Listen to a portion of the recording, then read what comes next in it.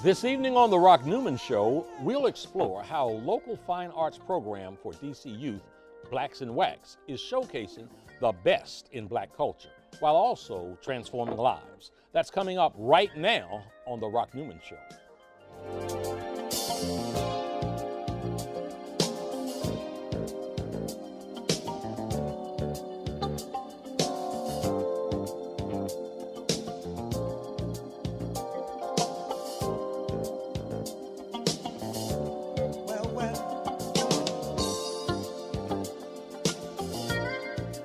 Welcome to the Rock Newman Show from the campus of historic Howard University, located in the nation's capital.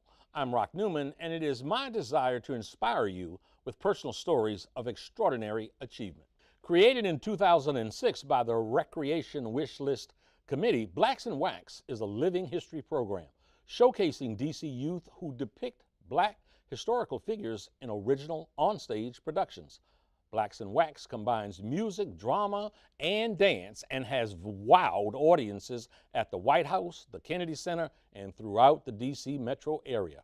Joining me now to discuss more about this unique and transformative program are founder and chief executive officer of the Recreation Wish List Committee, Corps Masters Barry, and Blacks in Wax director and writer Sheba Haley. Ladies, welcome to the Rock Newman Show. Thank you so much for being here, both of you. Cora, let me ask you, because you're a founding member of the Recreation Wish List Committee. I'm the founder. Yeah, you're the founder. The founder. The founder. I remember people like, little-known people like Hillary Clinton being involved in that. Right, very But you much. were the founder. Right. Okay. Yeah. Before we go to some of these vignettes, which I'm just like a kid, too excited, can't wait to get to them, I'd like for you to share what your vision was early on in the formation of the Southeast Tennis and Learning Center as you all created the Recreation Wish List Committee. Well, it was reversed. The Recreation Wish List Committee was founded out of the inaugural funds, leftover inaugural funds from my husband, Marion Barry's fourth term as mayor. And we wanted to just provide recreation and education around the city for kids, especially in underserved communities, which meant we had a heavy emphasis on east of the river, wards 7 and 8. And doing that, we looked and saw that there was a need for, well, tennis courts. And so we built some in Southeast Washington, and the kids played on them for a couple of years, and it became very clear that education needed to be coupled with recreation, that tennis wasn't going to be enough. I mean, whoever lost got beat up on the corner, and so that was the opposite of what the game was supposed to be about. Right. So came up with the vision. Well, I always say God gave me a vision to build a building, and so we built the Southeast Tennis and Learning Center to supplement and help change the trajectory of a lot of the kids in the community and in the city, with tennis being the hook and education being the key. And you all are sticklers that if they're going to come in there and participate in the recreation aspect, that they must bring the education with them or accept the education that you all are providing. So they have to participate in the education part of it, and they have to keep their grades up if they're going to get on the court. Okay, so what we have here today, folks, the viewing audience, just stay in your seat because we got some exciting stuff going on. There is a program that Cora and Sheba are very much a part of called Blacks in Wax. And what that is you'll see part of what it is here. First thing I want to introduce is, up first, I'm going to give you the kids' names, is Kelvin Jackson, Reginald Green, Jalen Morris, Craig Jones, and Cameron Jones playing New Edition. Take it away, guys. Mr. Telephone Man, it's on my line. Oh, wait, I didn't see you guys here.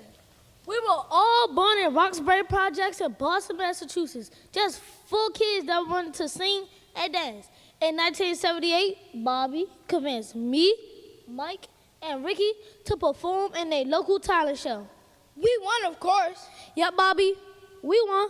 We brought in Ronnie, which made 5 and started making music. We ruled the airways in the 1980s with hits like Candy Girl, Mr. Telephone Man, and Cooler Now.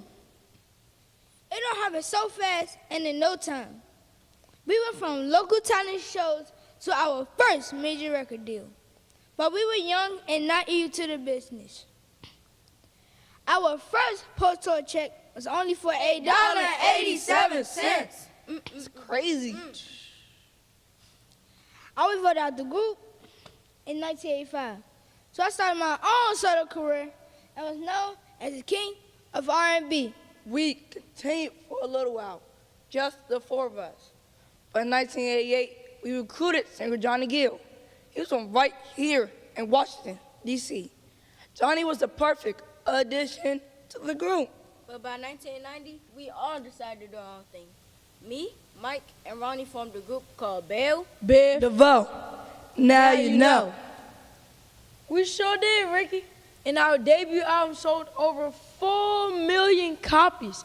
And the title track, Poison, reached #1 on Billboard's R&B and hip hop charts. We continued to tour as a group and most recently performed at the Love and Happiness Obama celebration at the White House. Ralph and Johnny were successful in their solo careers as well. We all reunited in 2011 to celebrate our 30th anniversary of Candy Girl. We all received a star on the Hollywood Walk of Fame. You may have seen our 3-part docuseries. You know us? We're New Edition. Cool it down. Ooh, watch out. Sheba, I begged Cora to allow Janice, your designer over there, to make me one of those New Edition costumes, and she just refused to do it. And Rock, if you can't dance no better than you did the other day with Debbie Allen, nobody wants to be bothered. Oh, that's low. I'm That sorry. you just hit beneath the table right there. Well, it's the truth. Sheba, writer-director of Blacks in Wax, you have these kids, and part of what I'm familiar with is they are very raw. This is not the kind of thing that they've done before. Can you tell me a little bit about the process of taking those undiscovered, those raw elements over there and turn them into a jewel like we just saw? Yes, it is. It's a pretty arduous process, and especially for the kids because they come in there generally. Some of them want to do it. Some of their parents want them to do it more than they want to do it initially. So we have to get them to get their confidence up, get them to kind of really work on their diction and memorization. Memorization is usually the easiest part. Then once they memorize, now we want them to do some character study. We want them to like become more of that person, you know, and to understand the words that we're saying, because a lot of times the writing is different because a lot of times it's big biography. So we're taking the biographical sketches and trying to turning them into this is who I am, this is who I'm portraying. In the vignettes, we did more taking speeches this time. So it's like taking these speeches so the words are authentic to the actual person, and they've got to now understand those words. So Mr. Berry and I, we work back and forth to make sure that they understand the words that they're saying and the feeling of what they're supposed to be portraying. Any particular stories within sort of the story of the New Edition where either if any of the kids had more difficulty than not, a lack of confidence, but you saw confidence, you know, grow as time went by? Well, first of all, New Edition is, as a result, it came about as a result of the demise of the Supremes. Yeah. Every year we've had the Supremes, and every year they broke up like they did the original team, and I was just Supreme weary. So somebody came over. Now that's a backstory right there. Yeah, that's a gossipy backstory, right? You was tired of the women. I was just tired of them. And so wigs would be crooked, they would be mad with each other. It just got to be too much. So they came up with the New Edition, because you know it's new. Yeah, the current new movie that just came out. And when I first saw them, I really had tears in my eyes, because these are 5 boys who could be doing other stuff, and they're at the age where they're getting ready to do other stuff. But they were so committed and invested in learning this and learning their part. So I was very excited about it. And each and every one of them has their own little Bobby Brown story.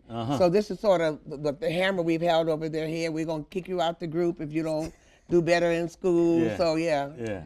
That is watching them perform that, and sort of the polish that they had come up with.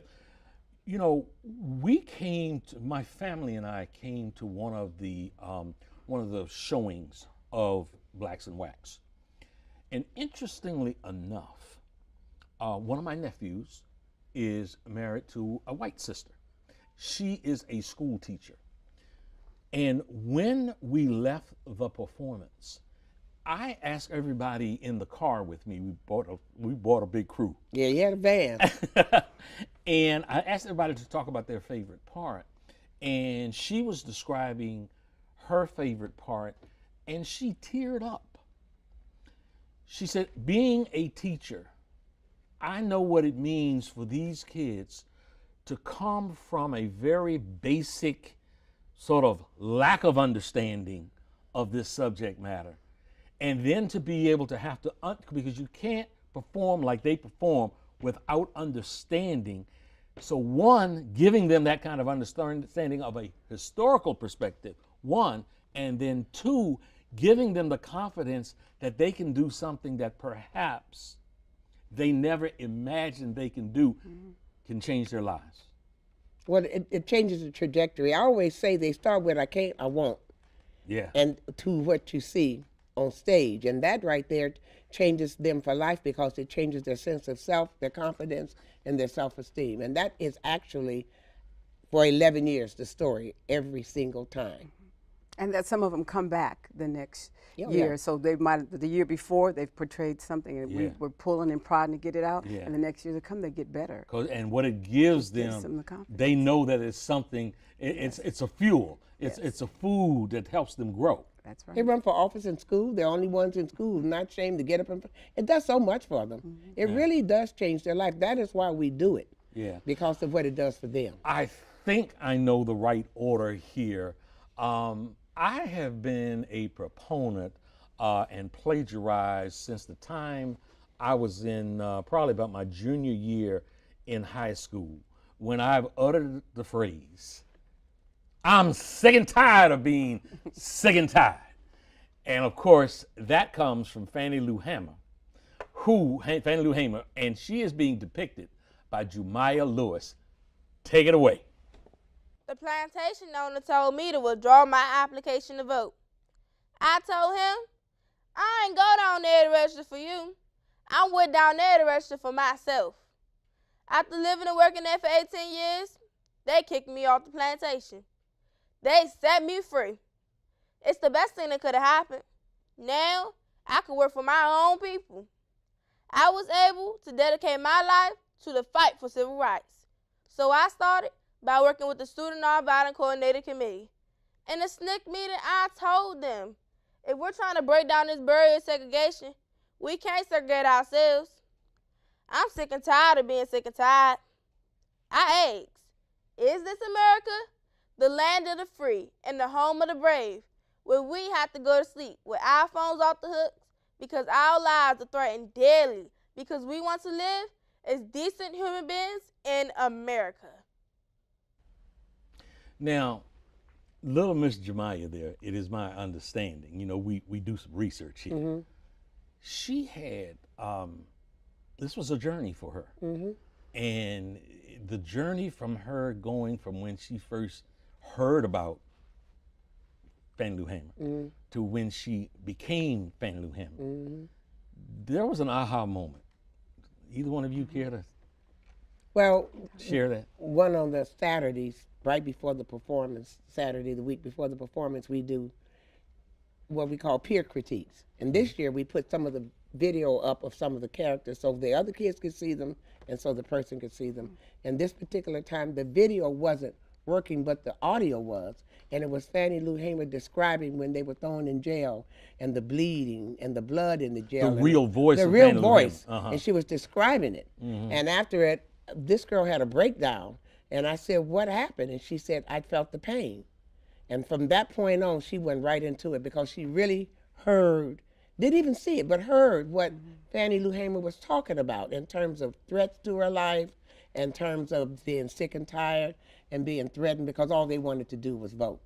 I'm going to take the risk of treating this particular subject here, Fannie Lou Hamer, and talk to me like Dummy 101.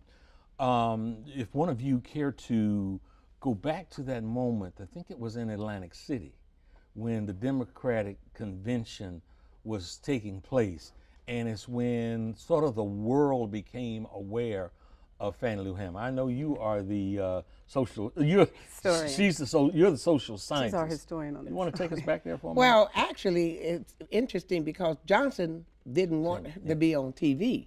So he went to the press room and had a press conference on nothing to keep the cameras on Fannie Lou Hamer, who was speaking to the Rules Committee about seating the Democratic alternates, black people on as delegates.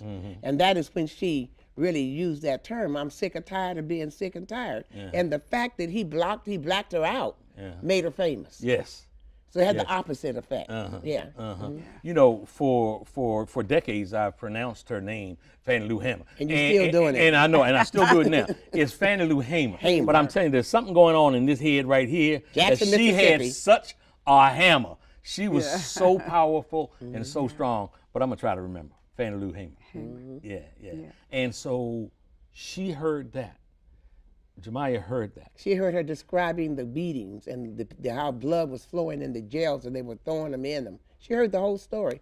And after that, she said, I just felt the pain. And that's when she really understood what the story behind what she was saying. Because she ends it, if you remember, by saying, is this America? Yeah. Where you have to take your phone off the hook in order to keep from being threatened because all you really want to do is go vote. And to be free, yeah. And sometimes what it is, it's three different parts. Those are three different pieces of things that Fannie Lou Hamer talked about. So it's not all straight in context there. So we could tie it into when we do the vignette, we're trying to tie in the characters as we move through the piece. And the three pieces And are? the three pieces are. So there was the piece that when she was, at the committee. Yeah. And then the other piece was when she was talking about when she was being beaten. And then also talking about when she was started with SNCC. So those are the pieces. And she's the writer. Yeah. So people often ask me, who does that? She does it. Yeah. I mean, we go back and forth and talk, and I do the historical whatever, but and she puts all of that together. You know, and as we sit here at this table at Howard University, what I call the greatest institution of higher learning. Of course you do. In the history of the world. And I agree. There you go. That's another Howard grad over there. There you go, absolutely.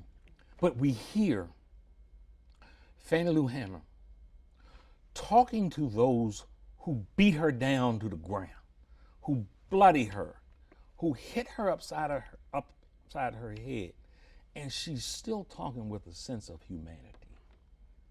That's some incredible power that I saw brought to life by these kids on that stage just a little bit ago when we saw that. Now, another piece of my journey home with my family, I had kids in the car with me, relatives, that went from 8 years old to just 13 years old. And my sense of them, because I don't get to spend nearly as much time with them as I like, that they like music, they like movies, they like cartoons, they like to dress, but they don't pay much attention to what's going on in the world.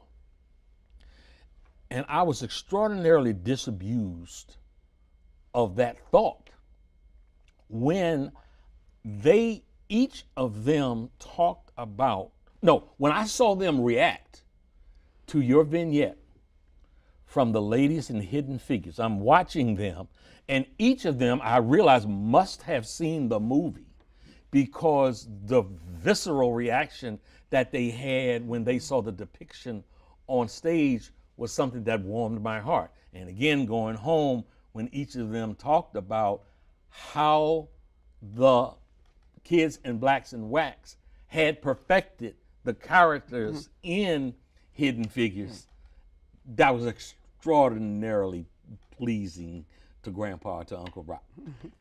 Let's see right here, Mary Jackson, one of the black female engineers featured in the Hidden Figures film, is Kaya Anderson. She had a love for science and a commitment to help people improve their lives.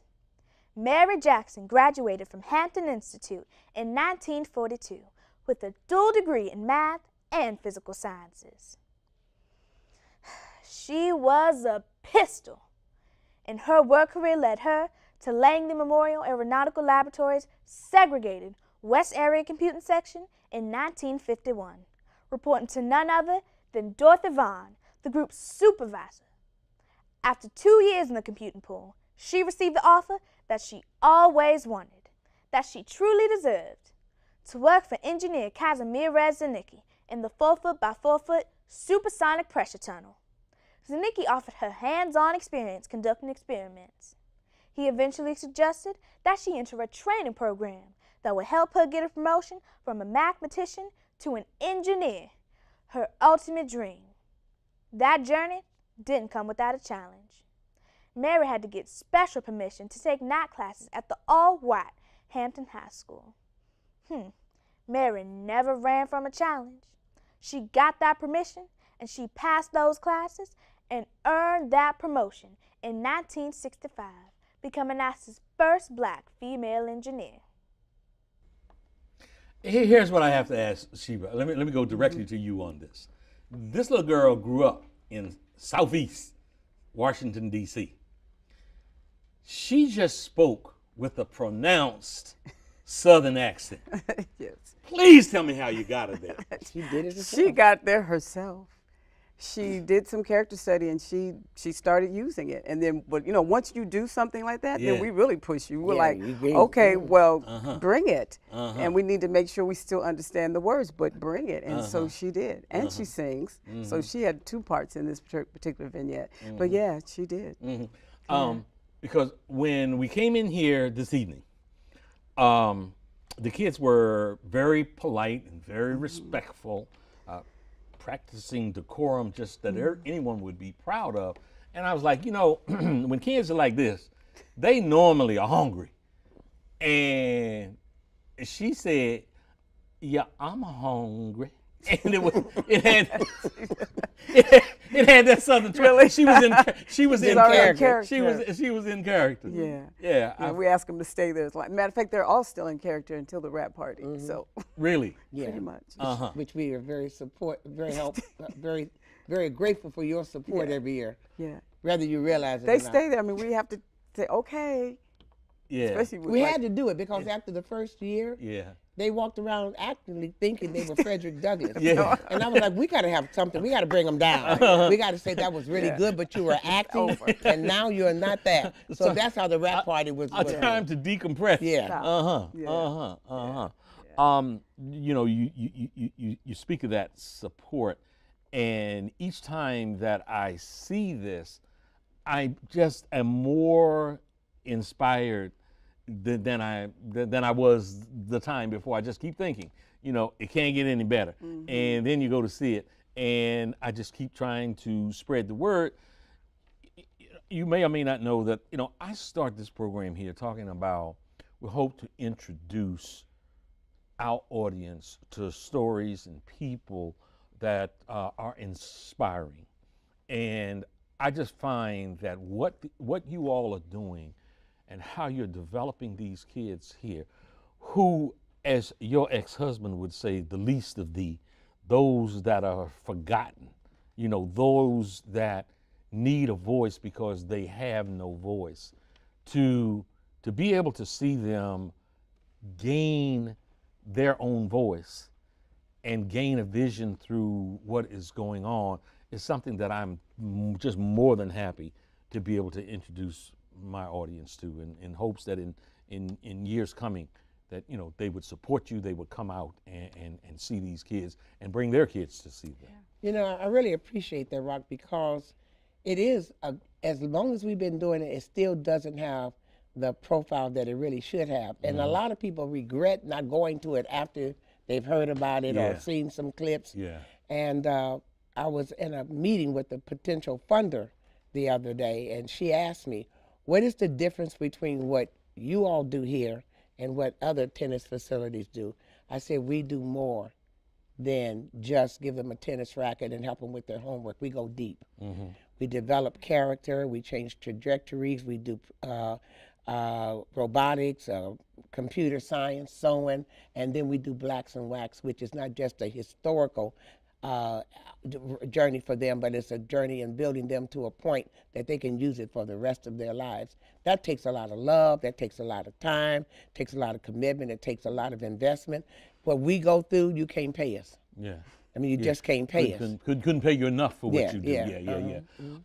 And let me say, and all the staff at the Southeast sure. Center, You not just us. know, that its reputation, your facility's reputation, has developed to a point where you are getting some folks that are paying attention and giving testimony, like Venus and Serena Williams. You know, I looked up just over my shoulder when I was at the play, and I see Alexis Herman. Alexis Herman, who's on the board of the MGM, former Secretary of Labor. Under Bill Clinton. And, you know, people are really starting to pay attention. And you guys have performed at the Kennedy Center. Every year, except this year. Yeah. And at the White House, how was that? How was it performing at the White House? Well, I think it was exciting for the kids, for sure, to be at the White House, yes. And, you know, when we're not able to take you all two are of such them. veterans of high society. That you weren't excited to be at the White House. Well, excuse me. We remain excited at that time. We were excited Not to go anymore. to the White House. Not now. And so... Not in 2017. No. Okay. Yeah, that was before. And but it's really just good to see the journey for them. For you know, they're really this has taken them not just to the White House, it's also taken them to other cities, you know, around the country. We haven't gone all the country yet, but we have been in other cities around the country. So well, right now, as you talk about, you know, not being excited about the White House and what's going on there right now, part of the question on the opposite side of the aisle, the Democratic side, is who is going to be the person that could possibly emerge to channel sort of this energy that has developed on the Republican side. And oftentimes when you have that discussion, a name comes up, and it's a guy from, as he calls, the beautiful state of New Jersey. And so we have young Kevin Akers in his depiction of the former mayor and now senator from New Jersey, Cory Booker. Our founding documents, they weren't genius because they were perfect. They were saddled with the imperfections and, yes, the bigotry of the past. Native Americans, they were referred to as savages. Black Americans, we were fractions of human beings. And women weren't even mentioned at all. But those facts and ugly parts of our nation's history, they do not distract from our nation's greatness. In fact, I believe we are an even greater nation, not because we started perfect, but because every generation has successfully labored to make us a more perfect union. America, we need each other. We as a nation are better together. When we are divided, we are weak, we decline. Yet when we are united, we are strong. And when we are indivisible, we are simply invincible. But I know one thing for sure. You must be connected with the people in order to really serve the people. And I am here to serve the people, as I have my entire career, first as Newark, New Jersey's mayor for over 7 years, and right now as the first African-American senator from the beautiful state of New Jersey. I know times may be tough right now, but as my favorite author, Maya Angelou, wrote, you may write me down in history with your bitter, twisted lies. You may even trod me in the very dirt, but still, like dust, I rise. We will rise. Cory Booker could only wish that he was as handsome as this kid. And what this kid has is, I mean, did you have to like look far and wide for? Because Cory Booker has big hands, and he's got mannerism. He speaks with his hands. This boy nailed it. He did, and what's funny about him is he's been a couple of different characters, from, you know, President to President, I think Barack Obama. And from Malcolm X. right, and so he but he has to be careful not to portray them the same way. Yeah. And so, he was kind of stuck for a second, and then I said, you need to go away and look at it, look him up some more, and he said, I realized I talk just like him already. And so he went to himself and he found it. Yeah. And Cory Booker, that depiction of Cory Booker talking, and he ended with the, obviously his admiration for Maya Angelou. And Cora, I am going to try to lean on you for a moment here. You might not say this, but I'll make the observation. I don't think there were a lot of people closer to Maya Angelou and Dorothy Height than you were. If you would take a moment as we're doing this, because we're looking through a historical lens here. If you would take a moment and just share a few reflections on Maya Angelou. I think the thing about Maya, when people ask me that about her or Dorothy, I always try to think of things that people don't know about her. We know she was a great orator, a great writer, but she was so connected to the everyday person. Quick story, when I was coming to North Carolina with my kids, some of my kids from the center, to do a couple of programs. And so she said, well, when you coming to visit me? I said, well, I've got to deal with these kids and it'll be tomorrow. Bring them over. I said, bring them over. She said, yeah, bring them over. I brought the kids to her house. They swam in her pool. They ate her pound cake. They drank her iced tea. And I had programmed them, please have your manners, be blah, blah, blah. Yeah. Don't act like you got some sense. One of the little girls looked at her and said, Dr. Maya, I like your stuff. And I was like, oh, there goes my training. Yeah. And she just fell out laughing. Yeah. So she loved connecting with everyday people. She came off as grand, but she was really a person with a common touch. A true organic humanity. An organic person. And like the authentic people much more than the big famous people. Okay. We just don't have enough time to do all we want to do here. So what we're going to do now is, I think undoubtedly when one thinks about actors in our community, probably the first person that comes to mind is the iconic Oscar winner, Denzel Washington. And Mr. Dre Falk stepped up and gave us his depiction of D. Here we go. August Wilson is one of the greatest playwrights in the history of American or world theater. It is a privilege, an honor, a responsibility, a duty, and a joy to bring his brilliance to the screen with Fences. I am particularly proud and happy about the young filmmakers, actors, writers, and producers coming up behind my generation. In particular, Barry Jenkins. He made 15 to 20 short films before we got hit with Moonlight. So never give up. Without commitment, you'll never start. But more importantly, without consistency, you'll never finish. It's not easy. If it were easy, there'd be no Kerry Washington. If it were easy, there'd be no Taraji P. Henson. If it were easy, there'd be no Octavia Spencer, but not only that, if it were easy, there'd be no Viola Davis. If it were easy, there'd be no Michael T. Williamson, no Stephen McKinley Henderson, no Russell Hornsby. If it were easy, there'd be no Denzel Washington. So keep working, keep striving, never give up, fall down 7 times, get up 8. Ease is a greater threat to progress than hardship.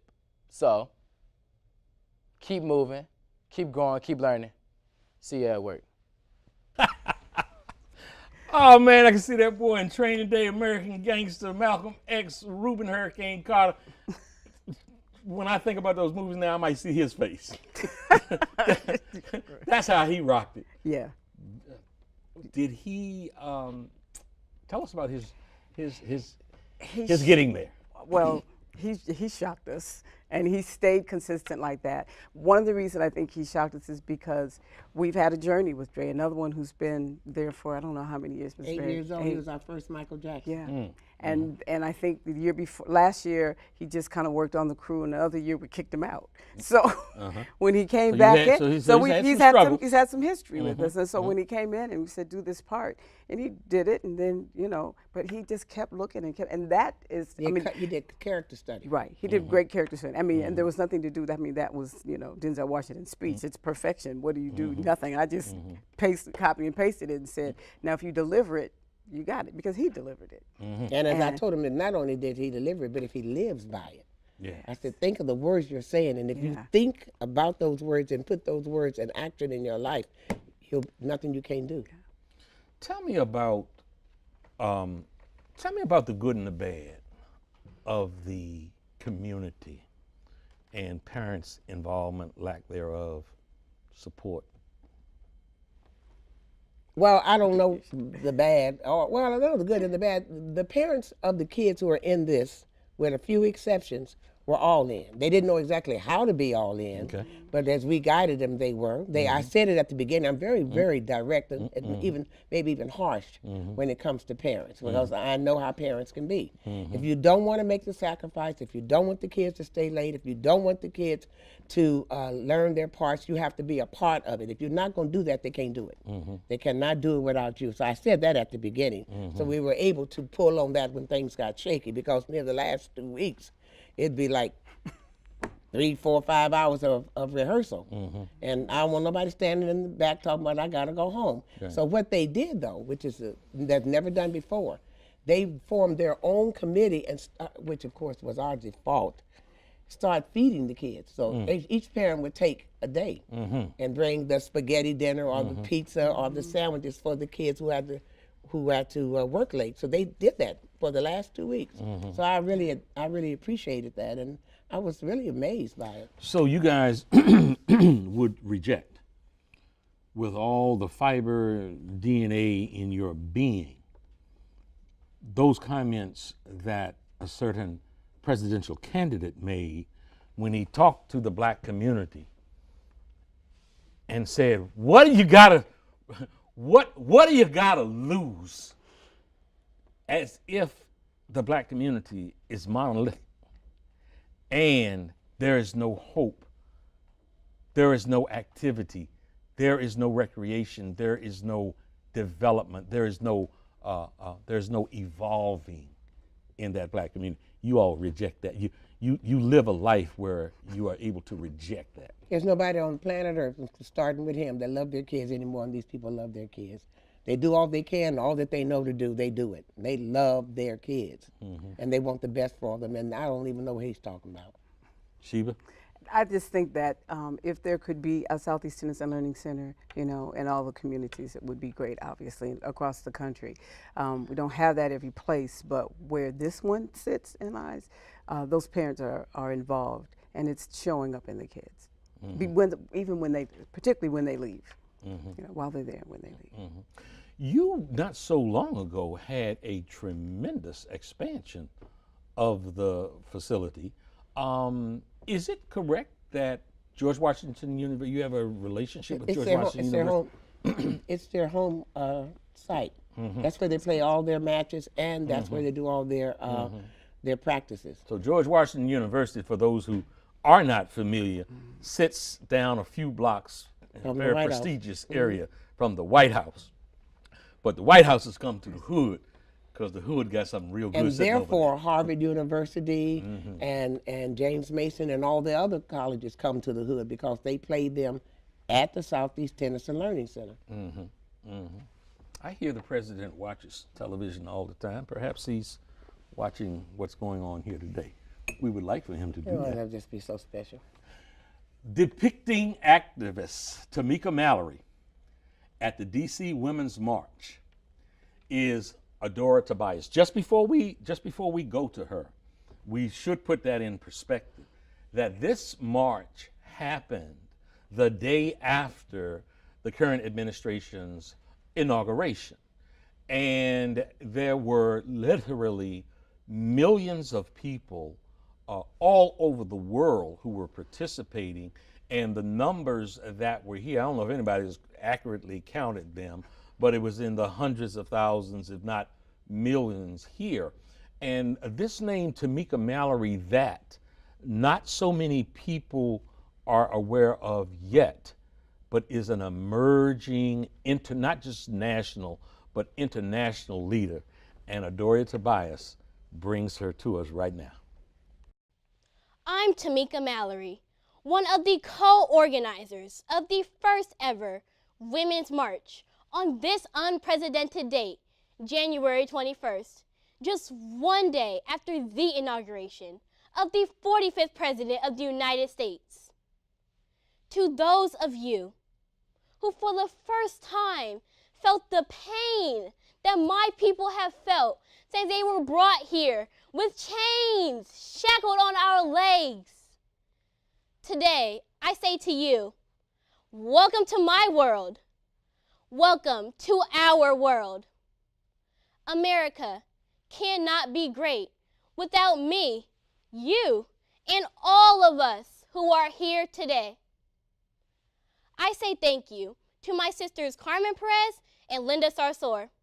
We've been in this together, and we are so grateful for those women who stand behind us, who are forging the way for this new generation of movement shakers.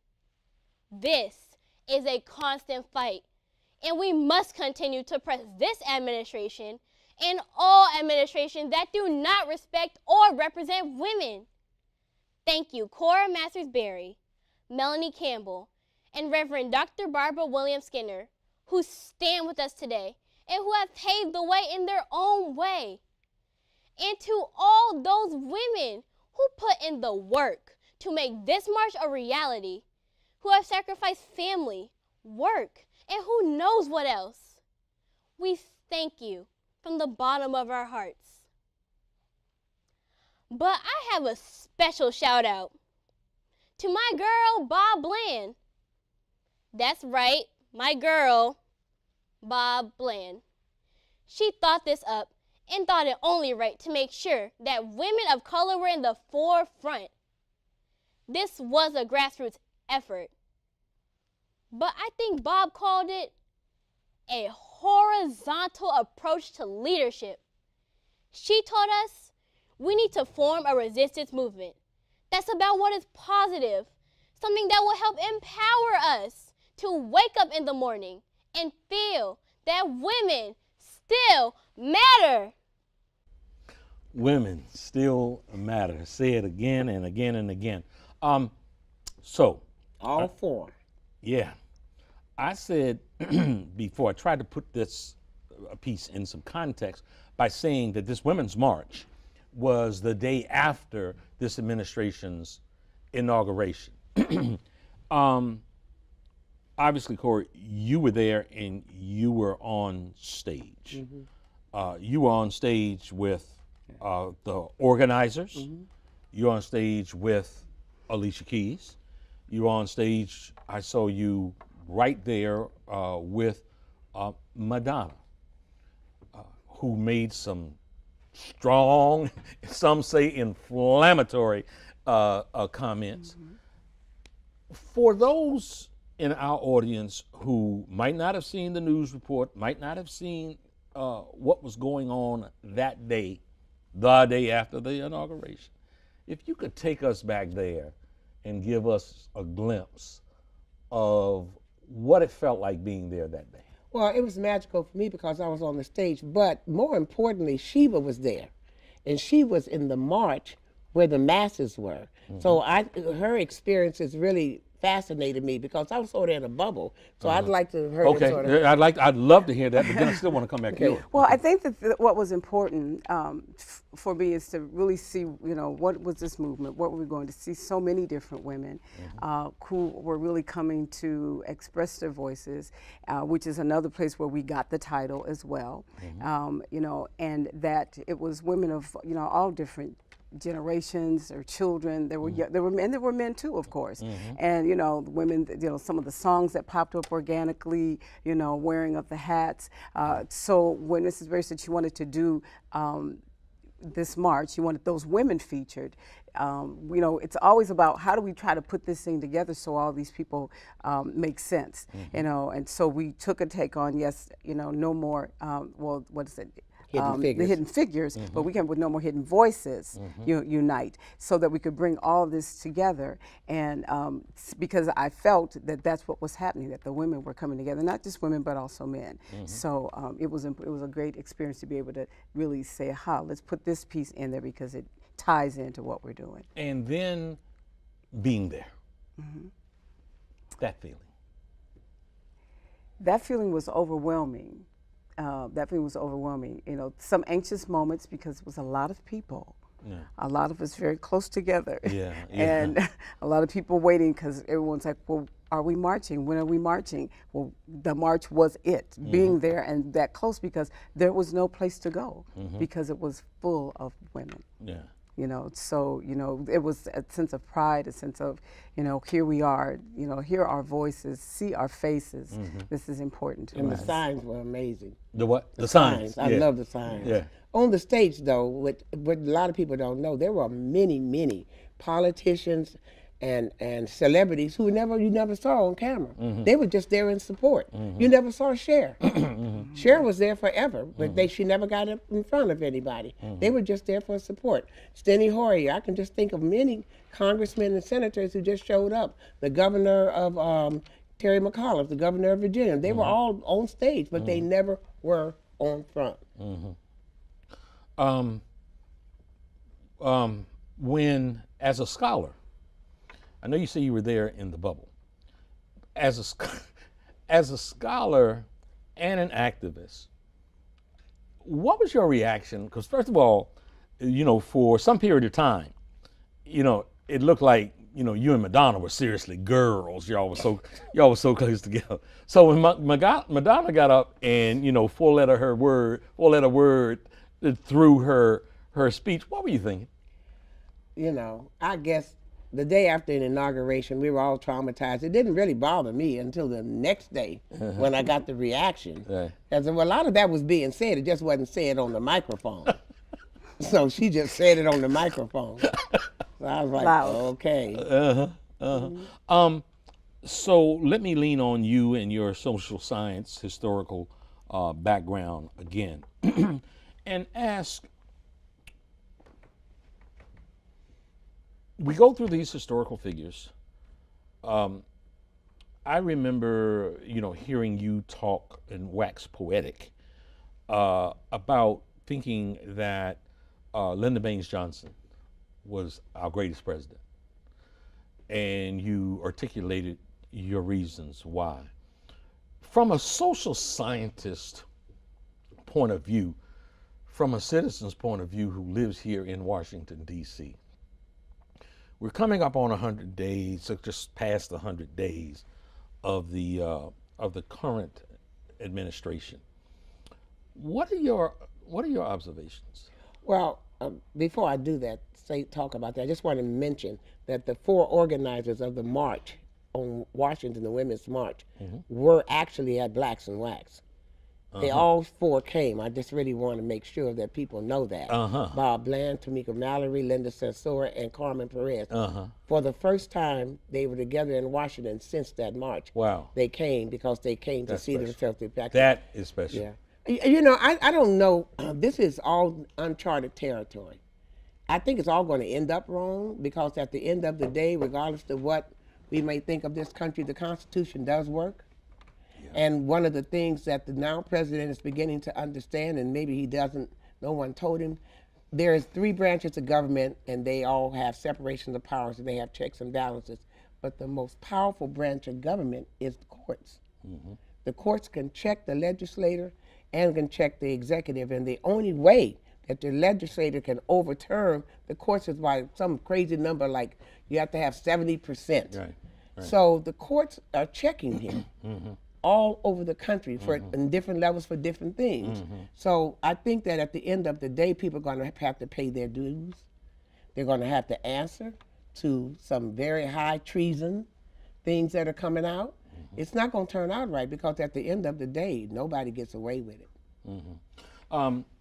Because you're sitting there, and because I have no doubt that the audience that we speak to on a regular basis has a great deal of appreciation for your former husband.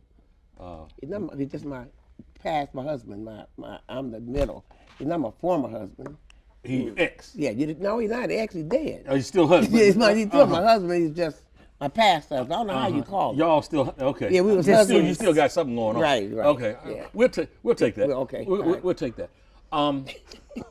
There has been an effort. A wide group of people have come together to pay tribute to Marion.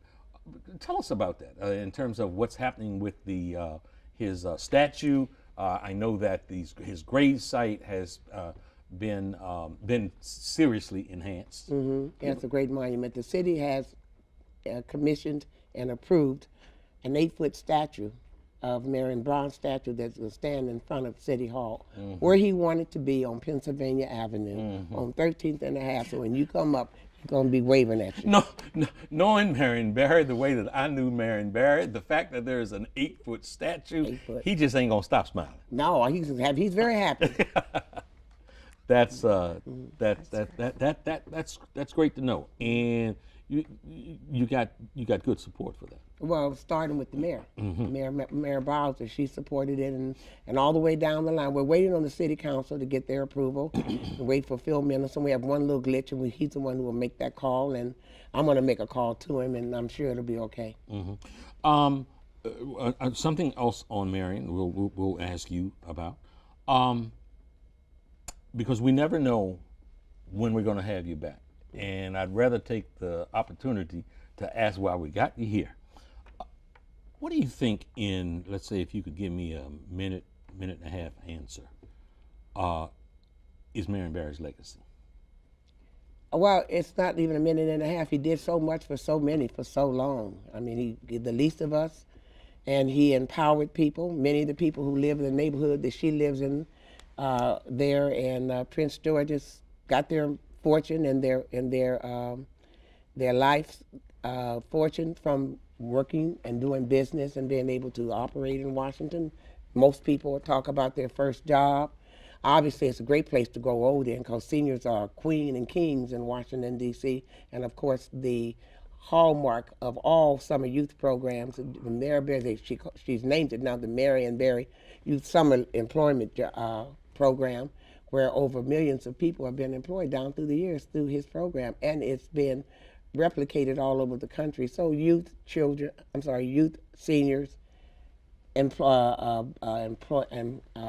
business people, black business people who got their fair share because the city was locked down when he got there and he opened it up. To young folks and to those who weren't really familiar with the mayor, I think we might want to take that as a clip, as a form of education to those that might be just moving into the city and wonder what all the fuss is about Marion S. Barry from Itabena, Mississippi. Yeah. Folks, that wraps us for this evening. For more information on this program or any other program produced by WHUT, go to WHUT.org. Now, I'll let Zora Lawson close us out here. That's Tamara's daughter and Cora's granddaughter. Here's her depiction of Alicia Keys at the DC's Women March. Goodbye, and God bless, and watch Zora rock this. Ladies and gentlemen, are you still here? Yeah! If you're ready to march, say yeah! Yeah! We will not allow our compassionate souls to get stepped on. We want the best for all Americans. No hate, no bigotry, no Muslim registry. We value education and healthcare and equality. We continue to rise until our voices are heard, until our planet's safety is not deferred, until our bombs stop dropping other lands, until our dollar is the same dollar as a man's. And we continue to recognize that, yes, we can. until everyone respects Mother Energy and everyone in the bulletin must agree. So I need you to repeat after me. We are here. We are here. We're on fire. We're on fire. Feet on the ground. Feet on the ground. Not backing down. Not backing down. Feet on the ground. Feet on the ground. Not backing down. Not backing down. This girl is on fire. This girl is on fire. We're walking the fire. These girls are on fire.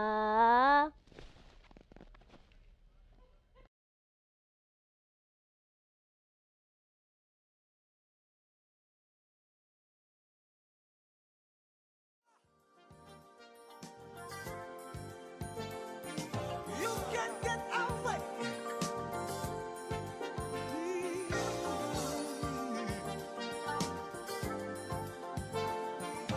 That's the way. That's the way.